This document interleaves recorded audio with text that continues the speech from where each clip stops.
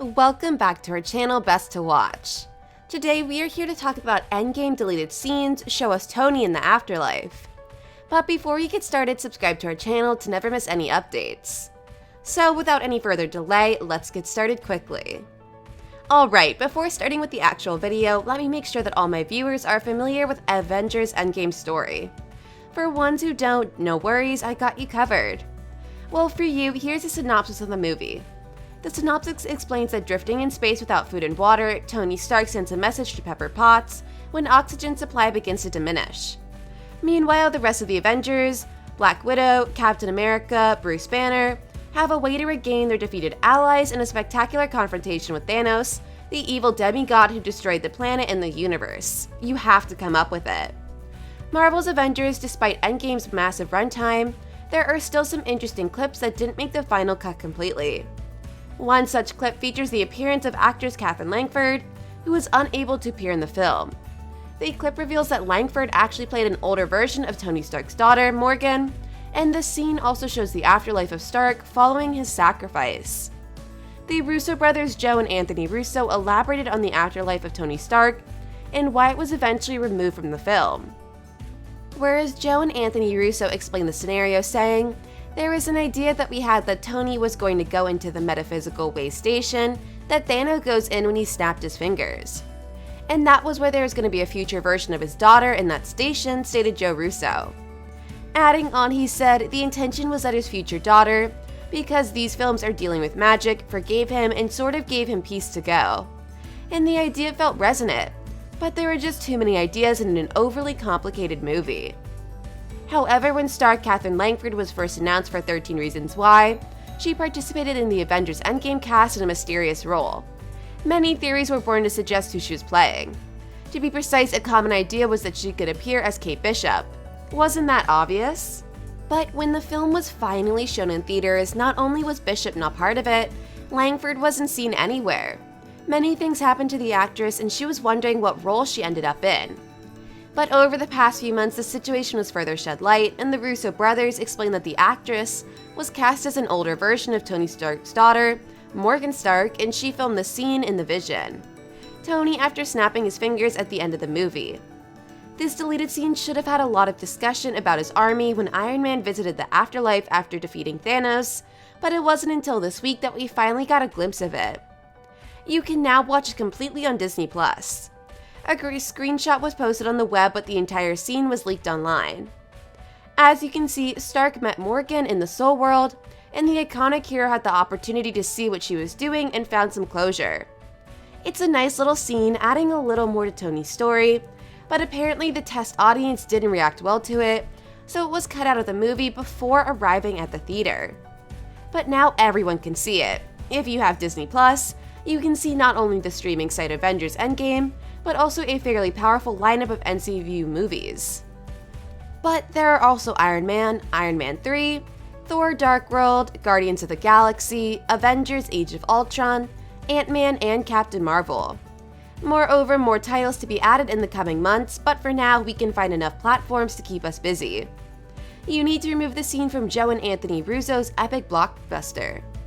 Talking about the same Tony Stark's death like in the Avengers, the Endgame, may not have been so surprising, but it still hit the fans like a lot of bricks. This is due to Robert Downey Jr.'s performance and screenplay. As with all screenplays, Endgames have evolved considerably not only before the photo shoot, but also during and after the reshoot. But one thing that hasn't been revealed so far is that Tony had two very straightforward and simple final words as a dying idea. These were words that weren't often said in the past. At the end of the final scene, Tony was able to put on a gauntlet and give Thanos and his minions a final blow. He declared, "I am Iron Man," and recalled a memorable dialogue from his first Iron Man movie when Tony revealed his alter ego to the world. Finally, Tony turned the power of Thanos into dust with his own snap. But that wasn't the only thing that came to his mind. One more line was added to the script by Christopher Marcus and Stephen McFeely, though neither loudly nor by Thanos. Screen Rant revealed that it was aimed at his wife Pepper Potts and said sorry. Tony got what he deserved.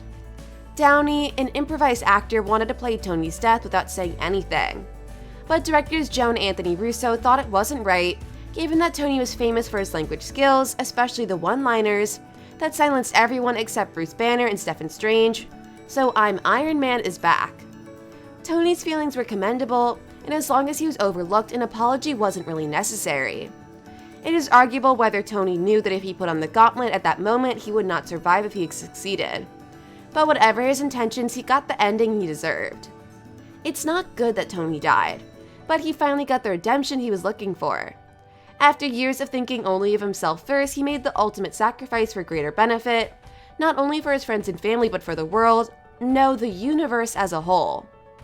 That's why he deserves the grand finale he got, when all the major characters of the MCU that could be there attended the funeral. Downey's first post-Marvel film is Dolittle, a new version of the infamous 1967 musical Dr. Dolittle, who previously suffered from production problems in a straight comedy vehicle led by Eddie Murphy. Unfortunately, history repeats itself. The new version, directed by Stephen Gahan, has been plagued by bad topics and cost overruns. Now with the January release date, the bloated high-budget movie is dead. Still, even if Dolittle doesn't work, Downey has enough heritage to absorb the blow, and certainly enough in his bank accounts. Fans wondered if there was a way Downey could return despite Tony's funeral. Some say it can make a Jarvis-like voice or pop up for a flashback cameo appearance. Tony Stark appears in Blackwidow or What If, the Disney Plus series of anime that imagines another future. There are unconfirmed reports of providing the voice of. If neither of these appearances occur, few would argue that Tony Stark and thus Downey gave it all. Hey, adding on to another point, I don't know if many of people already know this or not, but let us break down the meaning of what does I Love You 3000 mean. After the events of Infinity War, all the remaining Avengers are at a loss as to how to bring back everyone who died in the snap. As a result, Tony Stark settled down in family life with Pepper, and his daughter Morgan was born with him. In one scene, Tony lays Morgan down and says, "I love you," to which she replies, "I love you 3000. The whole scene is adorable and sweet, but the fact that Tony is sacrificing himself to kill Thanos and save the universe later in the movie makes it bitterly painful. After Tony's funeral, Pepper plays a video message taken by Tony and the Avengers before using the time travel machine. A video is played in case Tony dies, in which he turns to Morgan and says, "I love you 3000. This was all about it, and on that note, that's all for today's video. Thanks for watching the video. If you enjoyed it, make sure you hit like and subscribe to our channel, Best to Watch.